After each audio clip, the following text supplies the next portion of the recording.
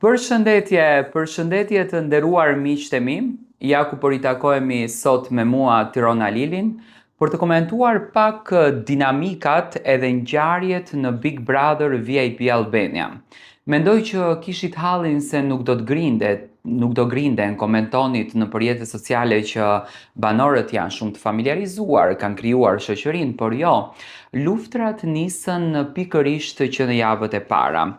Mateo natën e mbrëmshme pati një natë shumë të vështirë, le të them një natë rënd emocionale, po bëhen shumë komente, e kam ndjekur të gjithë ngjarjen se çfarë ndodhi, sepse po e ndjek në detaje Big Brotherin, dhe pash që Mateo u lëndua shumë nga mos kontrolli i gjuhës së përdorur brenda shtëpisë së Big Brotherit. Gjithmonë e kam thënë, banorët e ri kur vinë me një energji, vinë me një strategji, kanë bërë ato skenaret nga jashtë se këtë godasim, çfarë të përdorim, si t'i nxisim situatat, sepse normalisht është shumë e rëndësishme që videot e tyre, që emrat e tyre, që dinamikat e tyre të përdoren në Prime.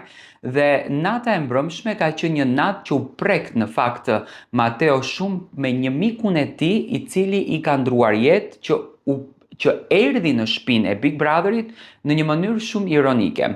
Flori, banori i ri që ka hyrë në shtëpi, dhe Stelina po flisnin për palestrën dhe u tha që një palestër është në shitje.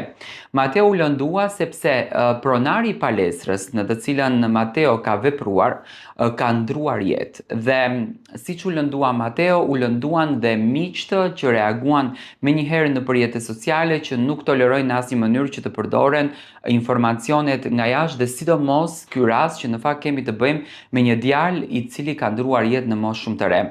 Lotët e Mateos ishin për mikun e tij, ishin për shokun e zemrës së tij, dhe normal nuk toleron që dikush t'ja përmend atë njeri. Domethënë kemi ca njerëz në jetë që ne kemi të shenjtë në shpirt, dhe kur na i përmendin ato që nuk janë më në mesin ton, lotët na rrjedhin, sa do të mëdhenj të jemi, sa do të fortë të jemi në trup, sa do të fuqishëm të jemi, shpirti na dhëm për ato që ne në fakt nuk i kemi.